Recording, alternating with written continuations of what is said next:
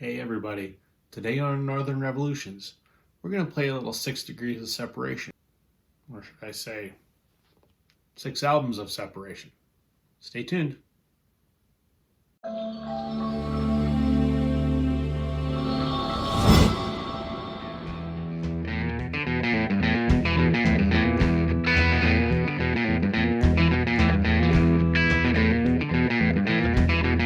Hey vinyl community, welcome to Northern Revolutions. My name's Rob. Welcome back if you're returning. Welcome if you're new. Thanks for joining me today. I thought I'd do something a little bit different today. Thought of a different way to show some of the records that I've got in my collection. I'm sure everyone's probably heard of the concept of 6 degrees of separation. The thought is that everyone is connected to everyone else in the world through at most 6 people, or as the popular internet meme and party game, the 6 degrees of Kevin Bacon, and that everyone can connect himself to Kevin Bacon through no more than 6 people. And that got me thinking, I'll probably do the same with music. Sure, I could go through my records and connect one record to another, I'm sure, through 6 people. But today, I think what I'm going to do is I'm going to connect myself to some famous musicians through 6 people. So before I do that, if you could do me a favor and hit that like button, even give me a subscribe, that would be greatly appreciated. Your support certainly helps my channel grow, and it's nice motivation to trying to keep putting creative content out there. Don't forget that bell notification icon as well. So let's see what I can do. First one I'm going to do is I'm going to see if I can connect myself with Tom Petty in less than 6 people. So here we go. So I'm going to start with someone that I know personally, a friend of mine who's a musician. Her name is Kendall Carson. She's a fiddle player from British Columbia. She's a session player, I guess, that has played with a lot of people. She has for years been playing with Alan Doyle, who was the founder of Great Big Sea.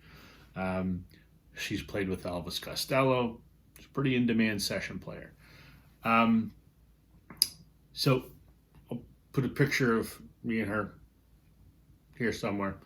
I got to know her just by being a fan of many of the bands that she's been in, going to a lot of shows. So the first record that I'm going to show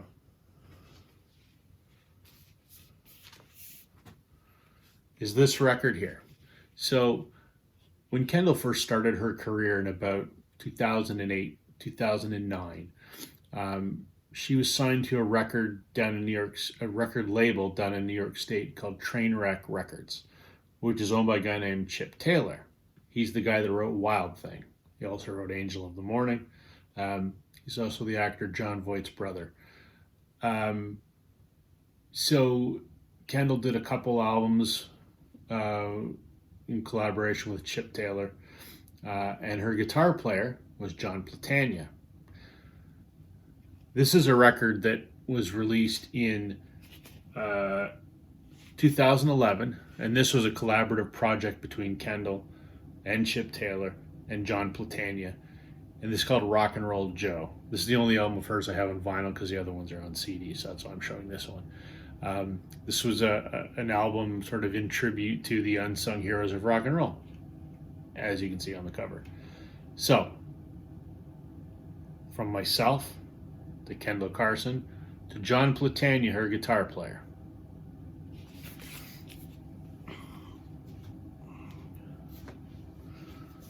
So from John Platania, we go to Van Morrison.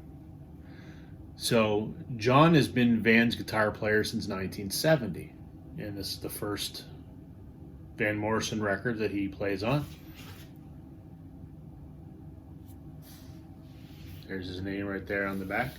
This is Van Morrison's record, Moondance. John still plays with Van Morrison to this day.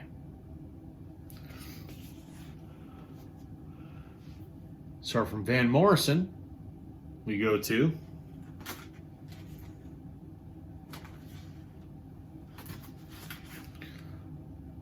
the band. And specifically, The Last Waltz. I know I showed this record in another video.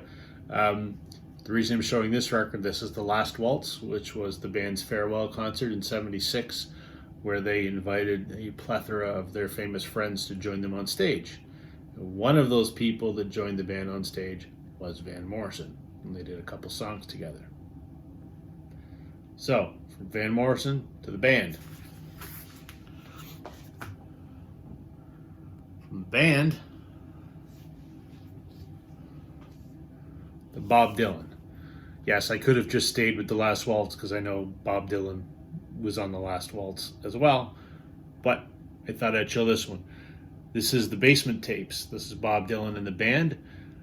This was recorded in '67 and '68 in the house in Woodstock, New York, when the band was recording Big Pink.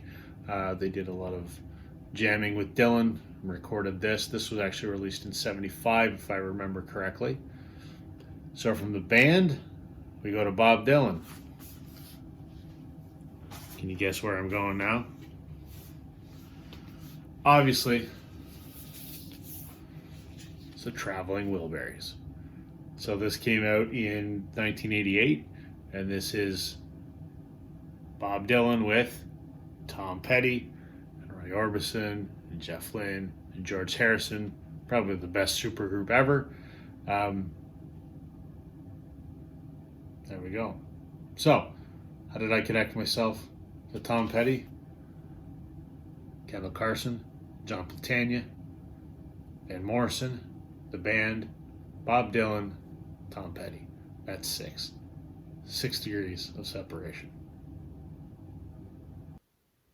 Okay, so I've got another one. I'm going to see if I can connect myself to Aerosmith in less than 6 records. So here we go. We start with Dustin Bentall and the Smokes. Dustin is a Canadian musician from Western Canada. I'm going to put a picture of me and him up here somewhere. I know Dustin. I've met him many times and casual acquaintance. This is Dustin's, one of his records on vinyl. This is Orion, You Are an Island. This is was put out on Aporia Records in 2013, and it is it's an amalgamation of 2 of his EPs, You Are an Island and Orion, so hence the title. Fantastic record, by the way. It's kind of a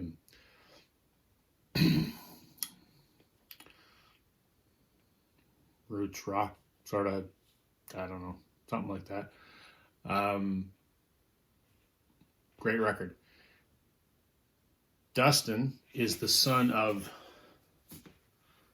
legendary Canadian musician Barney Bentall. If you're not from here, or you haven't lived here, or even if you have lived here, you probably might not recall Barney Bentall and the Legendary Hearts. They were a rock band in the 90s, late 80s, early 90s. This was their debut album, Barney Bentall and the Legendary Hearts. It's their self-titled release from 1988. It has, I guess, probably their biggest hit on here, which is called Something to Live For. Great song. Look it up on YouTube. It's on there. This album was produced by legendary producer Bob Rock. I don't have a Bob Rock record to show you because, well, Bob Rock produced that record. And Bob Rock produced, he was an engineer on Aerosmith's Permanent Vacation from 1987. So, Dustin Bentall, Barney Bentall, Bob Rock, Aerosmith. 4. There you go. Okay, so I'm going to do one more. I'm going to see if I can connect myself to the Spice Girls. So, where do we begin? Well, we start with my good friend Bob Egan. Bob was the pedal steel player for Blue Rodeo. These guys. Put a picture of Bob here. I'll probably put just a picture of him holding my son sitting in my kitchen. So I think I'll put that one up here. Bob joined Blue Rodeo in about 1999 and played with them for 18 years before he retired. I'm going to show this album. This is their Live from Massey Hall. Fantastic live record. It came out in 2015. There's Bob right there. The next link is his fellow bandmate, Colin Cripps, the guy in the white shirt there. Colin joined the Blue Rodeo in about 2012, 2010, somewhere around there, to play lead guitar when founding member Greg Keeler started having hearing issues that he couldn't play electric guitar anymore, so they brought in Colin. He's been with the band ever since and still is. So Bob and Colin have been in this band together for a number of years. Colin is good friends with, I have to cheat because this one's on CD because it's not available on vinyl, Bryan Adams. And on this album in particular, Bryan Adams 11, which is his 11th studio album, which came out in, when did this come out? 2008. Colin played lead guitar on the album. So, Bob Egan, Colin Cripps, Bryan Adams. And from Bryan Adams, we got to use another CD. I'm sorry it's not available on vinyl. Another Bryan Adams album, because on this album, which came out in 1998, Bryan does a duet called When You're Gone with Melanie C. from the Spice Girls. Yes, I have some Spice Girls on vinyl. Because, why not? Guilty musical pleasure. This is such a fun record. Is it good music? No, but it's fun. So this was the Spice Girls debut record from 1996. So, myself to the Spice Girls. Bob Egan and Colin Cripps from Blue Rodeo. Bryan Adams, Mel C, the Spice Girls. There you go. That's a fun thing. I just thought I'd do, show a few records, have a laugh. Anyway, hope you enjoyed that. Or maybe thought it was stupid. Tell me if you think it's stupid. Tell me if you think it's fun. Or tell me if you can connect yourself to Elvis or Frank Sinatra or whoever. I'd love to hear what you say in the comments. Anyway, thanks for watching. Don't forget to like and subscribe. That's it for me today. I'll be back again soon. Catch you on the flip side. Bye.